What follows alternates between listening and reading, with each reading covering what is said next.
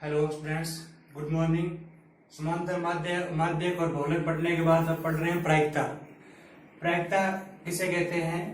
प्रायिकता से मतलब ये है कि किसी प्रयोग द्वारा उसमें जितनी भी घटनाएं घटित होती है उस घटनाओं की अलग अलग या घटनाओं की प्रायिकता ज्ञात करना या घटनाओं की संभावना को व्यक्त करना प्रायिकता कहलाती है। और जैसे घटना ई हो, ई फॉर इवेंट, यहाँ घटना का नाम लिखा जाता है ब्रैकेट में, बाहर पी। किसी भी घटना की प्रायिकता को पी ई से व्यक्त करते हैं। पी का मतलब प्रोबेबिलिटी प्रायिकता होता है, ई का मतलब इवेंट, बट ब्रैकेट में घटना लिखेंगे, उस घटना का नाम लिखेंगे जिस घटना की प्रायिकता ज्ञात कर रहे हैं। पीई, पीई का मतलब ये हो गया घटना ई की प्रायिकता। और उसके बाद होता है पी ई के ऊपर बार। ई के ऊपर बार का मतलब है घटना ई नहीं की प्रायिकता। घटना ई के घटित नहीं होने की प्रायिकता को पी ई बार से लिखा जाता है। घटना ई नहीं की प्रायिकता। किसी भी घटना की प्रायिकता कैसे ज्ञात की जाती है? जैसे हम घटना ई की प्रायिकता ज्ञात कर रहे हैं तो पी ब्रैकेट में ई लिखेंगे, उस घटना का नाम लिखेंगे और ऊपर लिखना है इस घटना के अनुकूल परिणामों की संख्या। घटना ई के अनुकूल परिणामों की संख्या बटा में लिखना है उस प्रयोग द्वारा उस प्रयोग में घटित होने वाली सभी घटनाएं या कुल सभी परिणाम बटा में कुल परिणामों की संख्या लिखनी है। कुल परिणामों की संख्या, तो किसी भी घटना की प्रायिकता ज्ञात करनी है तो उस घटना के अनुकूल परिणामों की संख्या बटा में कुल परिणामों की संख्या लिखनी है। और एक होती है सांप्रायिक घटनाएं। कुछ घटनाएं हैं अलग अलग, उसकी परिभाषा या उसकी शब्दावली पता होनी चाहिए। सांप्रायिक घटना किसे कहते हैं? किसी प्रयोग में जितनी भी घटनाएं घटित होती है उस घटनाओं की घटित होने की संभावनाएं सभी की बराबर हो, या ऐसे नहीं कह सकते जैसे सिक्का उछालने पर हेड और टेल ये दो परिणाम आ सकते हैं, तो हेड आने की संभावना और टेल आने की संभावना, दोनों की संभावनाएं बराबर होती है।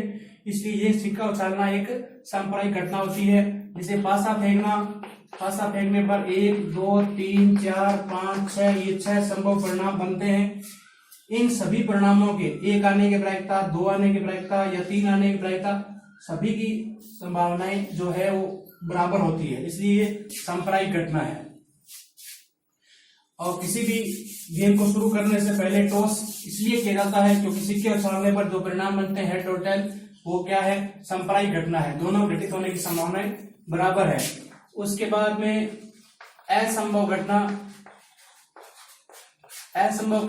किसे कहते हैं? ऐसी घटना जिसका घटित होना संभव नहीं है, जिसका घटित होना असंभव हो, उसे असंभव घटना कहते हैं। और असंभव घटना की प्रायिकता 0 होती है। जैसे हम सिक्का उछाल रहे हैं तो सिक्का उछालने पर 1 2 3 4 5 6 ये 6 संभव परिणाम बनते हैं। अब आपसे ये कहा जाए कि सिक्का उछालने पर 6 से बड़ी प्राकृत संख्या प्राप्त हो, 6 से बड़ी प्राप्त संख्या होने की प्रायिकता बताओ, तो सिक्का उछालेंगे तो 6 से बड़ी संख्या कभी प्राप्त नहीं होगी, तो ये असंभव घटना हो गई। और इस तरह असंभव घटना की प्रायिकता 0 होती है। उसके बाद निश्चित घटना किसे कहते हैं? ऐसी घटना जिसका घटना निश्चित हो, ऐसी घटना जिसका घटना निश्चित हो उसे निश्चित घटना कहते हैं। और निश्चित घटना की प्रायिकता 1 होती है। असंभव घटना की प्रायिकता 0 होती है और निश्चित घटना की प्रायिकता 1 होती है।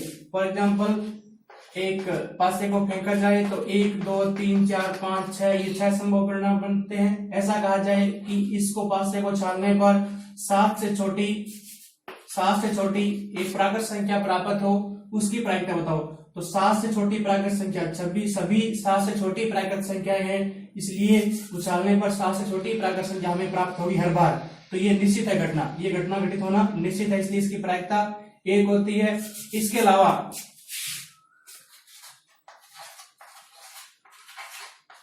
इसके अलावा सभी घटनाओं की प्रायिकता जो है 0 से बड़ी और 1 से छोटी होती है। पीई की प्रायिकता है, किसी भी घटना की प्रायिकता या तो 0 होगी या 0 से बड़ी होगी, 1 होगी या 1 से छोटी होगी। 0 कब होगी? जब वो घटना असंभव घटना हो तब प्रायिकता 0 होगी, और निश्चित घटना हो तब प्रायिकता 1 होगी। इसके अलावा सभी घटनाओं की प्रायिकता 0 और 1 के बीच में होती है। किसी भी घटना की प्रायिकता माइनस में नहीं होती और किसी भी घटना की प्रायिकता 1 से बड़ी नहीं होती। उसके बाद में ये सभी नोट करेंगे, लिखेंगे, वीडियो को पुश करके लिख लेना सभी बातें। हाँ, नेक्स्ट है कि एक प्रयोग में जितनी भी घटनाएं घटित होती है उन सब की अलग अलग प्रायिकताओं का योग 1 होता है। एक प्रयोग में सभी प्रारंभिक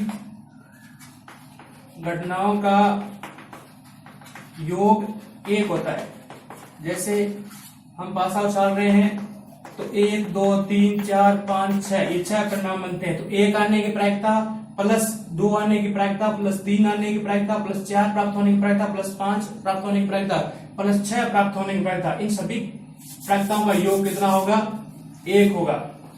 उसके बाद घटना ई की प्रायिकता और घटना ई नहीं की प्रायिकता, इन दोनों का जोड़ 1 होता है। और अगर आपको ई की प्रायिकता ज्ञात करनी हो और ई नहीं की प्रायिकता ज्ञात करनी हो तो आपको 1 में से ई नहीं की प्रायिकता घटा देनी है। इसी तरीके से ई नहीं की प्रायिकता ज्ञात करनी हो और ई की प्रायिकता दे रखी हो तो 1 में से ई की प्रायिकता घटा देनी, क्योंकि दोनों का जोड़ 1 होता है। ई की प्रायिकता और ई नहीं की प्रायिकता का जोड़ 1 होता है। ई की ज्ञात करनी हो, ई नहीं की प्रायिकता दे रखी हो तो 1 में से घटा देना है। ई नहीं की प्रायिकता ज्ञात करनी हो, ई की प्रायिकता दे रखी हो तो 1 में से घटा देना है। नेक्स्ट है, ये लिख लीजिएगा वीडियो को पुश करके। उसके बाद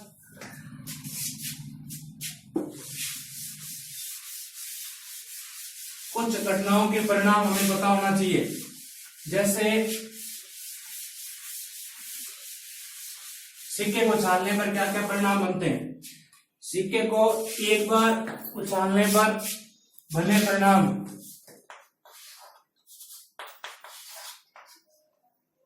सिक्के को एक बार उछालने पर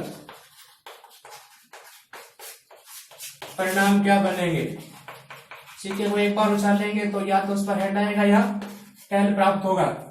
और सिक्के को 2 बार उछालने पर, एक सिक्के को 2 बार उछालने पर या 2 सिक्कों को एक साथ उछालने पर जो संभव परिणाम बनेंगे वो पता होना चाहिए।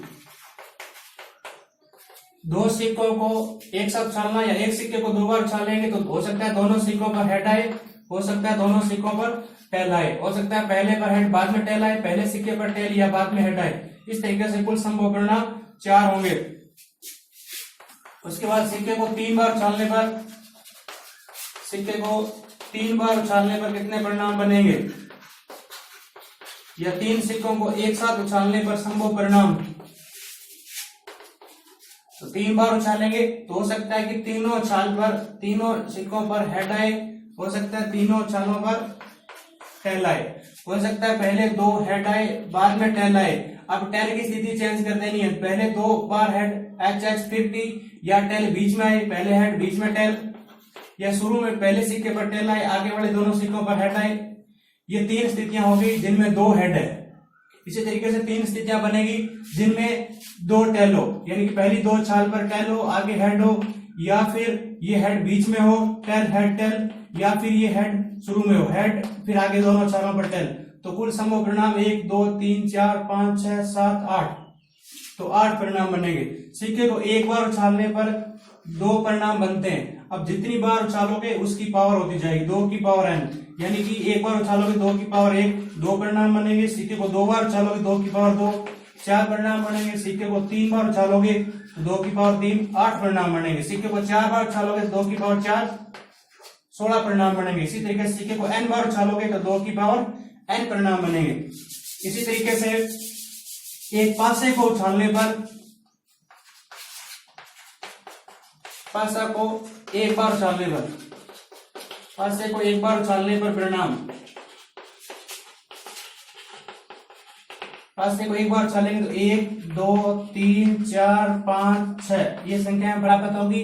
और दो बार उछालेंगे तो कितने परिणाम बनेंगे? एक बार उछालने पर 6 की पावर 1 परिणाम बनते हैं, दो बार उछालेंगे तो 6 की पावर 2 यानी कि 36 परिणाम बनेंगे। और तीन बार उछालेंगे तो 6 की पावर 3 216 परिणाम बनेंगे। तो 5 से को दो बार उछालना या दो पांचों को एक साथ उछालने पर बने परिणाम, सभी परिणाम लिखने हैं। तो दो बार उछालेंगे तो हो सकता है पहली उछाल पर 1, फिर 2, फिर पहली पर 1, फिर पहली पर 1, दूसरी पर 1, पहली पर 1, दूसरी पर 2, पहली उछाल पर 1, आगे 3, पहले पासे पर 1, दूसरे पासे पर 4, पहले पासे पर 1, दूसरे पासे पर 5, पहले पर 1, दूसरे पासे पर 6। ऐसी स्थिति बन सकती है। पहली उछाल पर 2, दूसरे पासे पर 1 प्राप्त हो, पहले उछाल पर 2, दूसरे पासे पर 2, पहले पर 2, दूसरे पर 3। इस तरीके से 36 संभव परिणाम बनेंगे। 2 4 2 5 2 6। पहली उछाल पर 3, दूसरी उछाल पर 1 प्राप्त हो, 3 1 3 2 3 3 3 4 3 5 3 6। पहली उछाल पर 4 प्राप्त हो तो 4 1 4 2 4 3 4 4 4 5 4 6 लिख लीजिएगा ये। उसके बाद आगे है 5 1 5 2 5 3 5 4 5 5 और 5 6। उसके बाद पहली उछाल पर 6 प्राप्त हो तो 6 1 6 2 6 3 6 4 6 5 और 6 6। ये संभव परिणाम होंगे सभी एक पासे को दो बार उछालने पर। वीडियो को पुश करके ये सभी लिख लेना, नोट कर लेना। उसके बाद अब है ताश से संबंधित कितने परिणाम हैं या कितनी महत्वपूर्ण तथ्य है, क्या चीजें हैं वो ध्यान में होनी चाहिए। तो ताश में कुल पत्ते 52 होते हैं। उसमें हुक्म के 13 पत्ते होते हैं, सीढ़ी के 13 पत्ते होते हैं, ईंट के 13 पत्ते होते हैं और पान के भी 13 पत्ते होते हैं। सीढ़ी पे ये शेप होती है, ईंट पर ये शेप होती है और पान पर हर्ट शेप होता है और हुक्म पर ये होता है। और ये हुक्म और जो सीढ़ी के पत्ते होते हैं वो काले होते हैं, यानी कि इसमें ब्लैक कलर होता है। तो 13 और 13 26 पत्ते काले हो गए। काले पत्ते कितने हो गए? 26। और ये जो कलर होता है इसमें लाल होता है ईंट और पान में, तो लाल पत्ते कितने हो गए? 26। कुल पत्ते 52 होते हैं। 13 हुक्म के, 13 सीढ़ी के, 13 ईंट के, 13 पान के और 26 पत्ते काले और 26 पत्ते लाल होते हैं। हुक्म के 13 पत्ते जो है वो हुक्म का इक्का, हुक्म की दुकी, हुक्म की तिक्की, हुक्म की चौकी, पंजी, छक्की, छठी, अठी, नेला, देला और हुक्म का गुलाम जिसको जे से लिखा जाता है, हुक्म की बेगम और इसको क्यू से लिखा जाता है, हुक्म का बास इसको के से लिखा जाता है। ये 13 पत्ते होते हैं हुक्म के। इसी तरीके से 13 पत्ते होते हैं सीढ़ी के।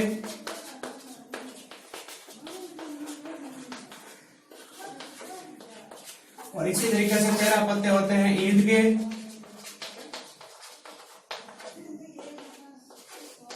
और इसी तरीके से 13 पत्ते होते हैं पान के। इसका मतलब इक्के हो गए ताश में 4, इक्के हो गए 4, 2 इक्के काले, 2 इक्के लाल, दुगी भी 2 होगी, 2 काली 2 लाल। इसी तरीके से 4 गुलाम हो गए, 2 काले गुलाम 2 लाल गुलाम। 4 बेगम होगी, 2 काली बेगम 2 लाल बेगम। 4 बादशाह हो गए, 2 काले बादशाह 2 लाल बादशाह। तस्वीर वाले पत्ते कितने हो गए? तस्वीर वाले इन गुलाम बेगम बादशाह पर फोटो होती है 3 3 6 3 9 3 12। 12 पत्ते जो होते हैं वो तस्वीर वाले पत्ते होते हैं। और काली तस्वीर वाले कितने पत्ते होते हैं? ये 3 और ये 3 6 काली तस्वीर वाले पत्ते होते हैं। और लाल तस्वीर वाले पत्ते भी 3 और 3 6 होते हैं। ये ताश से संबंधित चीजें हैं, ये पत्तों के बारे में पता होना चाहिए। आगे इनकी प्रायिकता याद करेंगे।